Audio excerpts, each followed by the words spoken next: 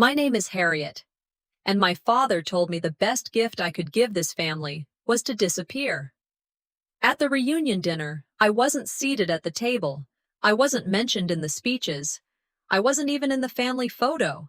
Then my sister read my words, as if they were hers. My brother smiled while they erased me from my own mother's story. And just when I thought it couldn't get worse, they handed me a check and told me to stay quiet. But what they didn't know is that I never came back to be accepted. I came back with proof. What happens when the forgotten one rewrites the story? Let's find out. I showed up with one suitcase and a shaky kind of hope. Not the kind of hope you say out loud, just the kind that sits quietly in your chest and begs not to be humiliated.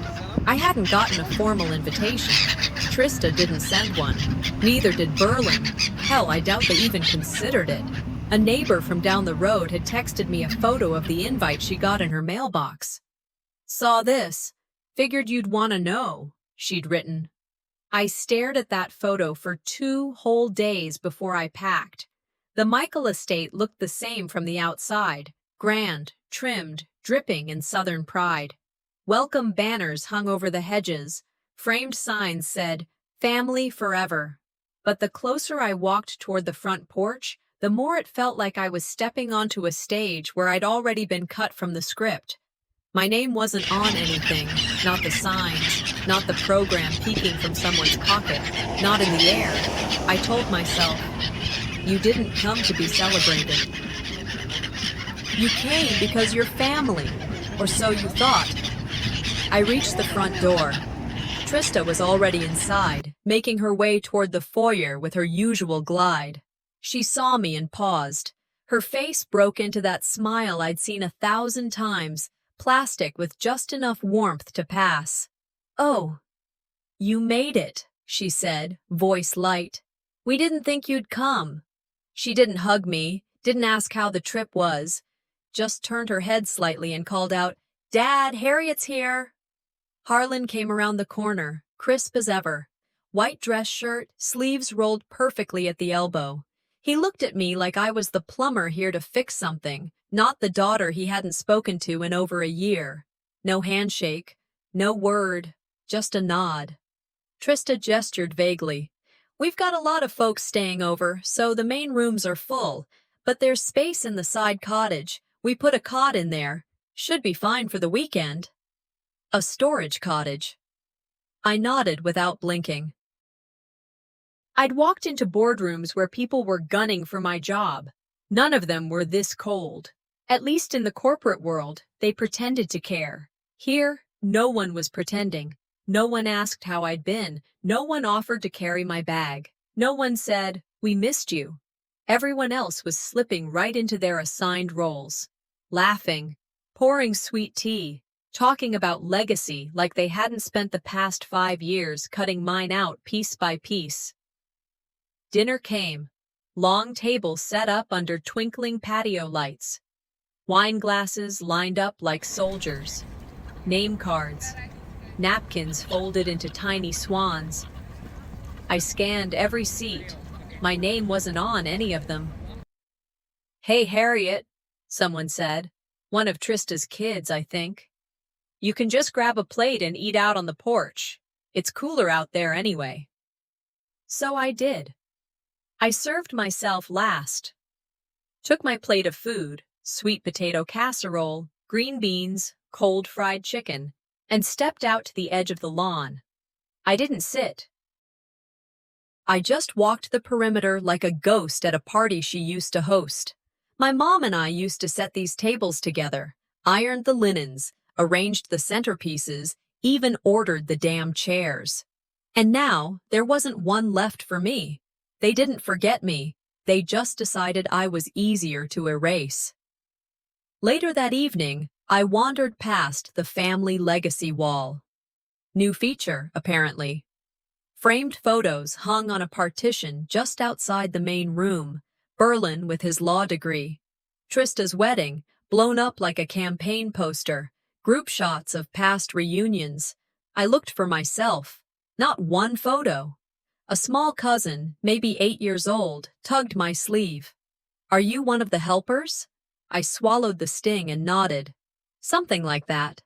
In a box labeled storage, tucked beneath an unused tablecloth, I found a photo half buried in a pile of old frames. It was me and Mom, laughing, plastic forks in hand, during a long-ago picnic by the lake. She had grass in her hair. I remember that day like it was yesterday.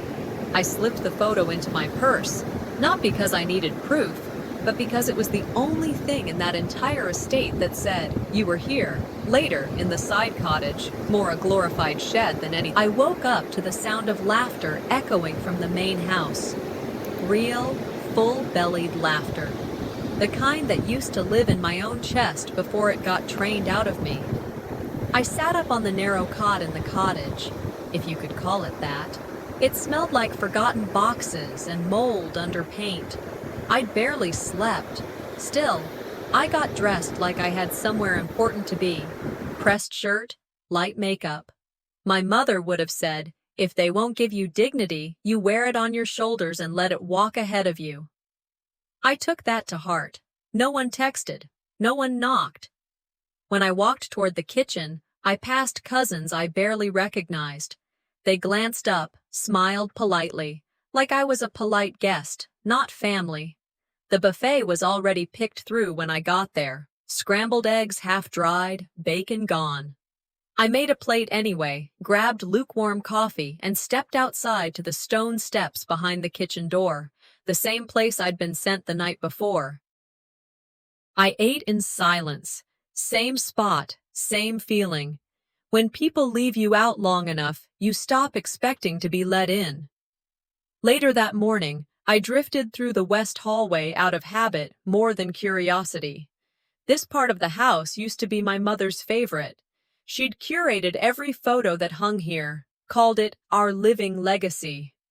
That legacy no longer included me, wall after wall of smiles, Berlin and his kids, Trista and her husband, baby showers, weddings, birthdays, neatly framed, clean, nothing spontaneous, nothing that ever had my name on it. Even the neighbors had photos. The hearts from down the road, there they were, in full color. I kept walking, waiting to spot one frame with my face. There wasn't one. In the middle of the hall, mounted like it was some kind of museum exhibit, hung a massive photo of Berlin in front of his new firm, plaque underneath.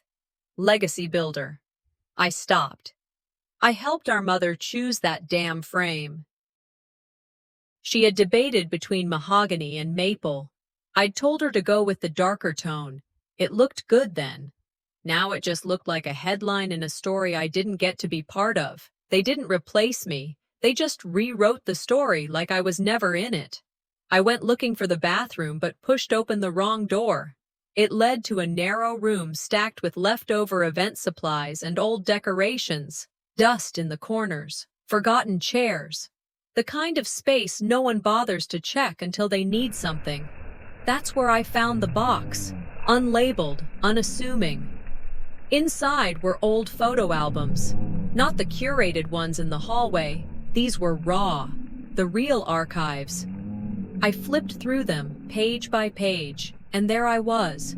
Me, holding my nephew at his christening. Me, carving the turkey while Dad stood beside me. Me and Mom sitting cross-legged in the backyard, eating watermelon straight from the rind. One picture stopped me. It was the original version of the photo hanging in the hall, the one of Dad smiling at the BBQ. Except this one had me in it. I was holding the baby. The photo in the hallway had been cropped, cut tight, so I vanished. This wasn't forgetfulness. It was a curation, a calculated one. I slipped one of the photos into my purse, the same one I found yesterday, back in storage. Same purse, same silence. That afternoon, I trailed behind a group of out-of-town guests as Berlin led a legacy tour. He walked them through the gallery like a museum docent, smiling, reciting names, dates, accomplishments like he'd rehearsed them. "And these are the pillars of the Michael family," he said, gesturing at the wall behind him. No mention of me. A woman asked, "How many children did your parents have?" Berlin didn't blink. 3, he said. I was number 4. I didn't say anything. I didn't need to. I lifted my phone and quietly took a photo of the tour, him, the guests, the wall. Just enough to show what was missing. If they can rewrite history, then I can rewrite how it ends. That night, back in the guest house, they called it the Michael Legacy Banquet. Printed in gold script at the top of the program, right under Berlin's firm logo. It was the kind of dinner where people wore linen and pearls, where tradition wasn't just a theme, it was a weapon. My name wasn't on the program. I scanned the list again as I stood by the entrance, watching guests file in with clinks of glass and perfume trailing behind them. Not a single mention. Not in the in memoriam segment for Mom. Not under the family honors section. Not even in the seating chart. Trista locked eyes with me across the room. The smile she gave was small, tight, and laced with a kind of satisfaction that made my skin tighten. I didn't expect applause, but I hadn't expected erasure either. They seated me next to the food station, behind a wide column that blocked the podium. My view was of the caterers refilling salad trays. No one said a word to me, not even a nod. I looked across the room at my father, standing near the head table. Starched shirt, matching tie, shoulders back like he was preparing for a campaign speech. I'd seen that version of him before. The man who believed his silence carried more weight than most people's convictions. It takes more effort to erase someone alive than someone dead, but they were putting in the work. When the lights dimmed and Harlan tapped his glass, the room silenced on cue, the kind of respect he'd always commanded without earning it. He raised his champagne, paused for effect, then started. Some members of this family, he said, slow and smooth, have always embodied honor, grace, and legacy. A few heads nodded. He continued, and some are best remembered by their absence. There it was, delivered without venom, just polished cruelty wrapped in tradition. Some guests chuckled awkwardly, some stared at their plates. A few glanced my way and quickly looked back, like seeing me was contagious. I sat still, didn't blink, just listened, like I had every time they'd rewritten history to fit the story they needed. Mom's voice came back to me. Kindness doesn't need to be loud, but sometimes silence is cruelty dressed as tradition. I raised my glass, held it steady. No one clinked theirs. I didn't drink. Later, during dessert, I quietly walked toward the side of the tent where Glenn, the MC, stood by the mic. I'd been promised 5 minutes to say something about Mom. It was the only reason I hadn't walked out yet. Glenn smiled politely as I approached, hand extended toward the mic. "Oh, he stammered. "System's acting up. We're actually out of time." Behind me, I heard someone whisper, "Was she even on the list?" I stood there for a beat longer than was comfortable, then placed the folded note I'd written on the corner of the podium. No one followed me as I walked away. I didn't lose my voice. They took it, carefully, deliberately, and expected me to thank them for the silence. People mingled after, laughing, sipping bourbon, complimenting the caterer. I became the invisible woman again. A cousin brushed past and offered with a wink, "So brave of you to still be here." I walked through the crowd, heard pieces of conversations not meant for me. Maybe she just wants attention. She's always been a little dramatic. Poor Harlan. Imagine dealing with that all these years. I didn't correct them, didn't say a word, but I began taking notes, mentally at first, then in my phone. Names, faces, who laughed, who stayed quiet, who looked away. I stopped asking to be seen. I started taking note of who chose to look away. The party pulsed on behind me. String lights flickered like they were in on the joke. I stood at the edge of the lawn, near the back gate, pulled out my phone, opened the Notes app, titled a new file, Inheritance Review, Michael Estate, and wrote one line beneath it. They told me to disappear. Maybe it's time they see what vanishing with leverage looks like.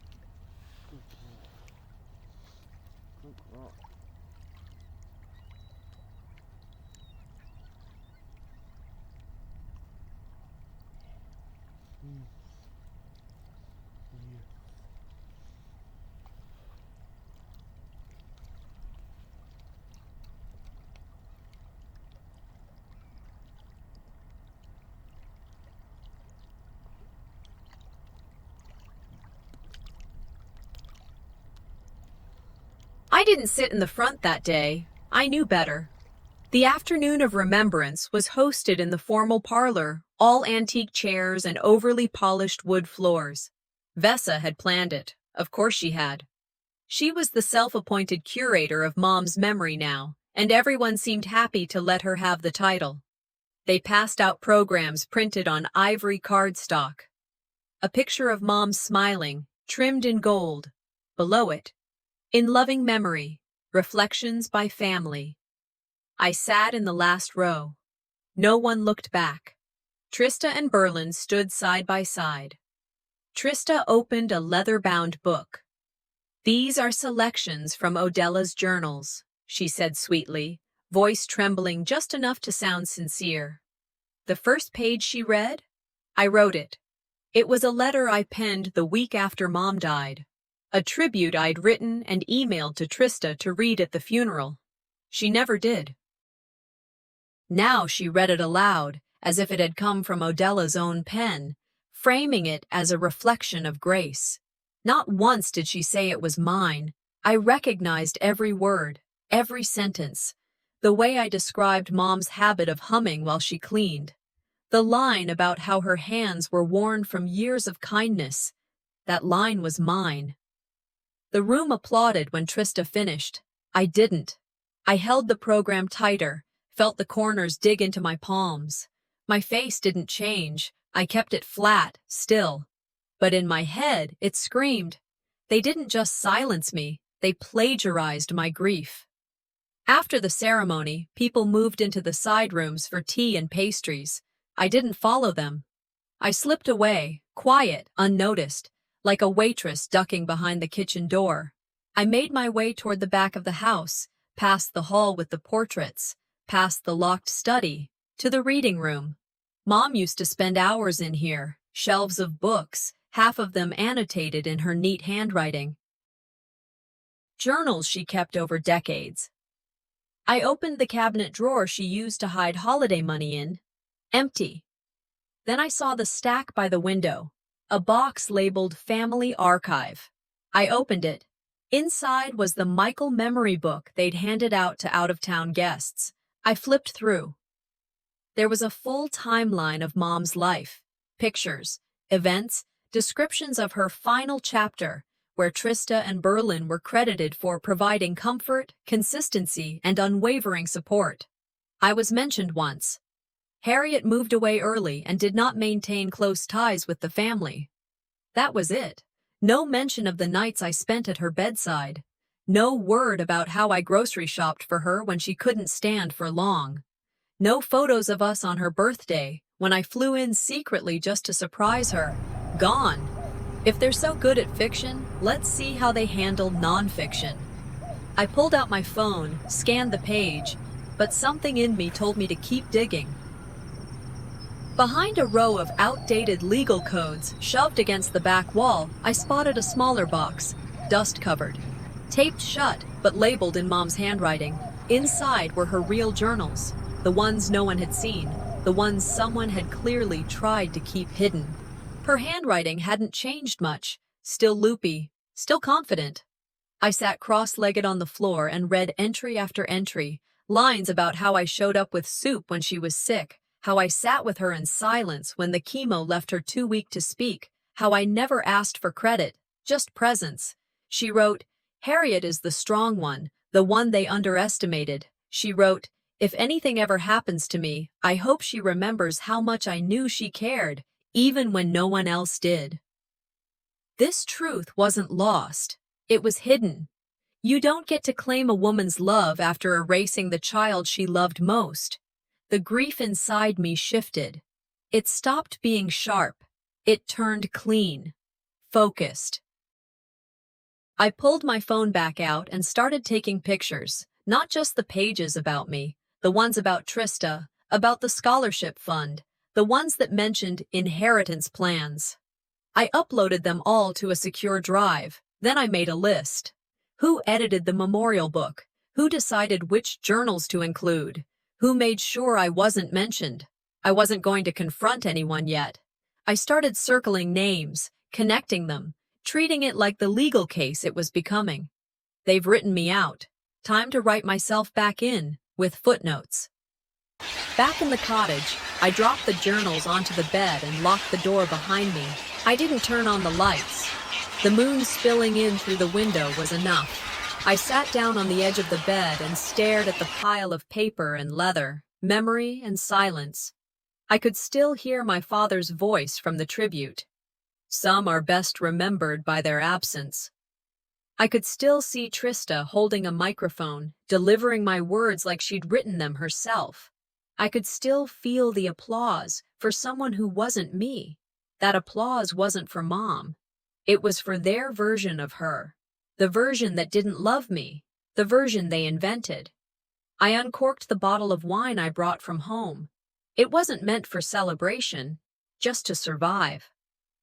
As I moved the journals aside, a small yellowed envelope slipped free and fell to the floor. It had my name on it, in her handwriting. For Harriet, when it matters most. I held it for a long time. What did most mean to her? Was this most? I opened it. Inside was a folded letter, written in full sentences, no corrections, no crossings out. Her voice was in every line. You were the one who stayed late, she wrote, who brought me soup, who stood quietly where others posed loudly. She knew. She'd always known. She wrote that she feared, after she was gone, they'd rebuild her story, without me in it. They'll frame it to suit what makes them comfortable, she said. But you were the one who saw me when I wasn't strong. You held me together. It wasn't grief I felt. It was confirmation. They told me I was dramatic, bitter, forgettable. But she had written it down to say, no, Harriet, you weren't imagining it. I didn't cry, not the way people expect. What I felt was quieter, a quiet that rearranged something inside me. It wasn't the ink on paper that broke me, I said to the silence. It was that she wrote it knowing I'd need it. I placed the letter beside the photo in my purse. The one from the picnic. The one no one hung. 2 things they hadn't taken from me. 2 things I didn't need anyone's permission to keep. A line I remembered from Maya Angelou came back to me. There is no greater agony than bearing an untold story inside you. The next morning, I walked toward the rose bushes Mom planted. My plan was to sit alone and think. Instead, I ran into Noreen. She wasn't dressed for walking. She had her bag on her shoulder like she was on her way out, but she stopped when she saw me. I saw the tribute, she said quietly. I waited. Your mother told me this might happen, she added. She was worried they'd erase you. That's why she gave me this. From her bag, she handed me a flash drive. Her original will, and letters, some notes she made. I scanned everything after she passed. I didn't say thank you. I didn't have to. She knew. We walked toward the edge of the estate, the part that backed up to the old field. Neither of us said much. Just walked. She told me the name of a lawyer in Jackson she trusted. I nodded. Near the end of the trail, she said, "You weren't wrong to come back. You just didn't know how much had already been taken." I hugged her before we split. No words, just that. That night, I cleared off the small writing desk in the cottage. I laid everything out. Mom's journals, the letter, the flash drive, the memory book they distributed at the event. I opened a blank folder on my laptop and titled it, Estate Discrepancies, Odella Michael. I scanned pages, attached files, started a message to Truett. Let's talk privately, I wrote, attaching documentation. Then one more line. My father believed silence is legacy. I intend to correct the record. I didn't send it yet, just saved the draft. I wasn't moving in anger now. I was moving in clarity. There's a difference between walking away and walking ahead. As I finished labeling the last file, my phone buzzed on the table. New email. I'm from Trista. Subject. Tomorrow, 9 a.m. Parlor. Message. Dad wants to meet, just you and him. Says it's time to talk. I stared at the screen. Then I whispered, then let him talk.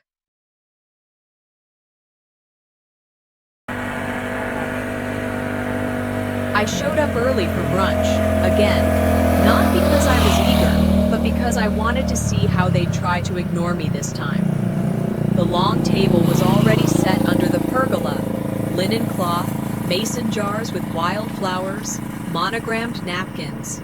Each seat had a name card, neatly printed in gold script. Not mine. I stood there for maybe 20 seconds before anyone noticed. Then came a chipper voice from the far end. There's a spot with the kids. Jovi made sure there's pancakes. I turned. It was one of Trista's girls, probably coached. Smile a little, speak like it's helpful. I walked over and sat down next to my nephew, who was spreading syrup with 2 knives like he was fencing with his breakfast. No one said anything about it. No one asked why I wasn't with the other adults. No one said, she's their sister. I didn't eat, just watched. Plates were passed, toasts made. Trista stood at one point and raised her glass to those who built the Michael legacy brick by brick. All I could think was, they want me here as long as I don't take up space. Across the table, one cousin whispered to another, it's like she's visiting, not family. I held my breath, not out of sadness, but calculation. After brunch, we were herded toward the lawn out front. The photographer was already there, tripod up, sun overhead, everyone lining up in their Sunday best. The Michael legacy portrait, they called it. Names were called by roll. Parents of 3. Grandchildren of the founding couple. Spouses of primary heirs. I wasn't called. I stepped forward anyway. A young woman in a headset held out her palm, like I was trying to walk into traffic. This shot's for immediate descendants. We'll do extended next.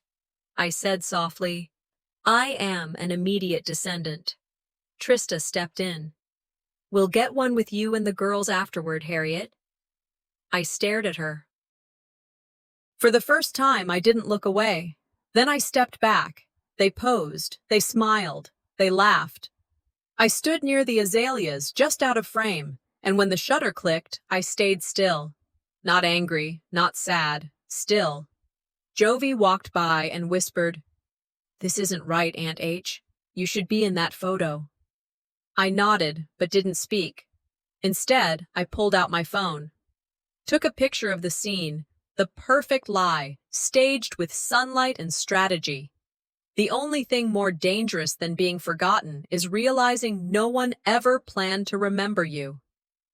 As the group began to break, Trista and Berlin gave a short thank you speech about family unity, about those who show up, about legacy. I left before they finished. Back at the guest house, I closed the curtains, turned on the desk lamp, and laid out everything. Photos, old ones, recent ones, the memory book, the flash drive from Noreen. Then I opened a folder on my laptop. Named it, Michael Estate, Undocumented Truth. I scanned the note again. Harlan's handwriting. Destroy before Sunday. He hadn't meant for me to see it. Too bad. I picked up the phone and called Truett. My voice didn't shake. "Let's get started," I said. "I want this handled before the weekends." "Understood," he replied. I leaned back and stared at the ceiling. Legacy is a lie when told only by the loudest voices. I have proof, and I plan to use it. That afternoon, I organized everything, by date, by source, by who said what and when. I color-coded. I annotated. I highlighted contradictions in red. I didn't eat lunch. I didn't want noise in my head. Only clarity. Later, a message came through on my phone. A video clip, sent from a distant cousin I barely remembered. "Thought you should see this." I got to the parlor 10 minutes early. It smelled like lemon polish and old air. Quiet, too quiet for a room that once held a family full of voices. But today, it was just 2 chairs and my father, already sitting, legs crossed, as if this were some corporate arbitration. He didn't stand, just looked at me over the rim of his glasses and nodded to the seat across from him. "Let's not let the past ruin the present," he said. That was how he opened. No apology, no eye contact that lasted more than a breath. Just soft, rehearsed diplomacy. He started talking about the family legacy fund. Said they'd decided to rebrand it. The Odella Memorial was a bit narrow, he claimed. So we expanded it to the Michael Family Endowment. Broader reach, more impact.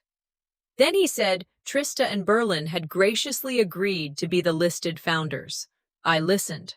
I didn't blink. "You changed a name that never belonged to you," I said. Just that. No anger, no volume. He leaned back, eyes sharp now. "Why dig all this up, Harriet? What's the end game?" I didn't answer. I reached into my folder, pulled out Mom's handwritten letter, and laid it on the table. Beside it, I slid the flash drive across the polished surface. "I have the originals," I said.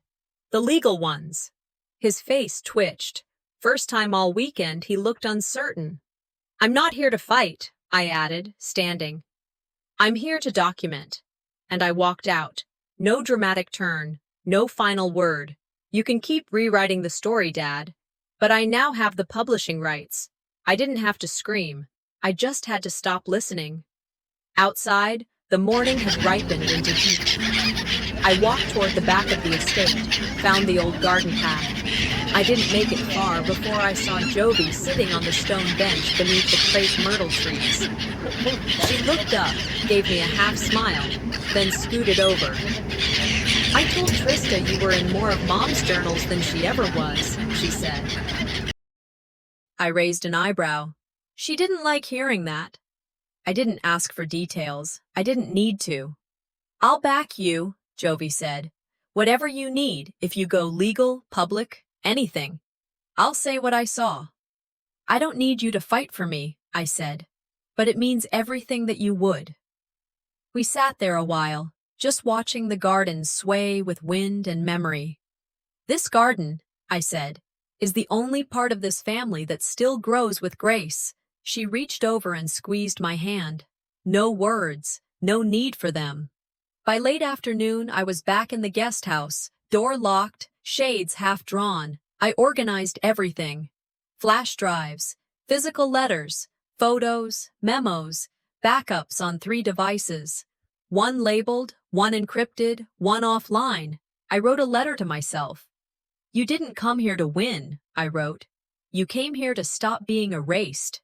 Then I made tea, sat with it, let it steep longer than it needed. When the truth is ready, you don't have to force it. You just stop hiding it. Around sunset, a knock came at the door. I didn't move right away. Let it come again. Then, under the door, a folded sheet of paper. From Trista. "Family dinner tonight. You're expected. And please, no drama this time." I picked it up, folded it once more, and set it next to my tea. Then I said, out loud, to no one, "Expectations are about to change."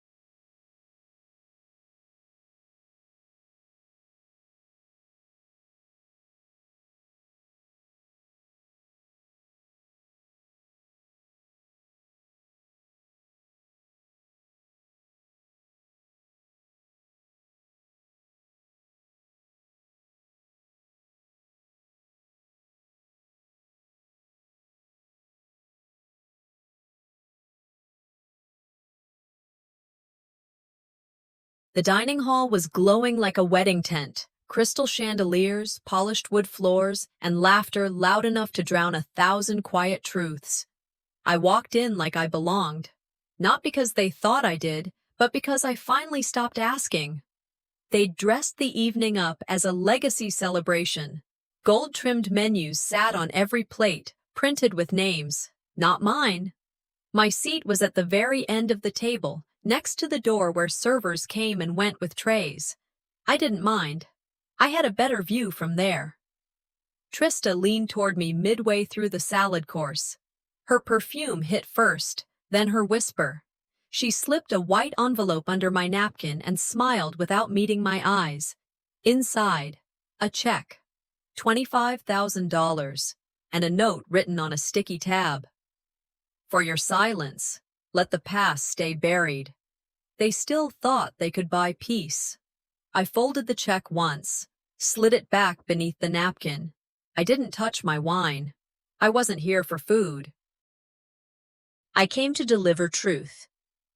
An hour in, between speeches and a slideshow about Michael Legacy, I gave the signal.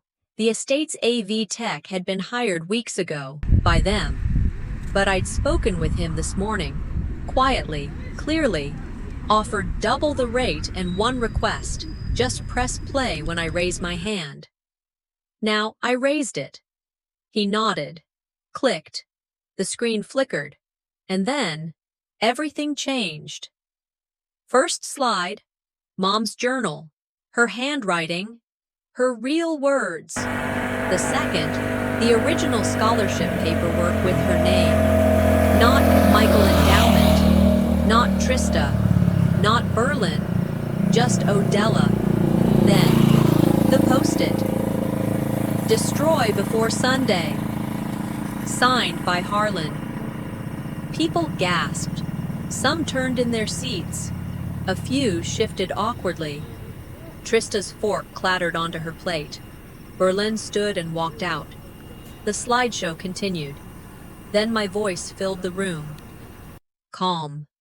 Recorded the night before. Legacy isn't built by silence.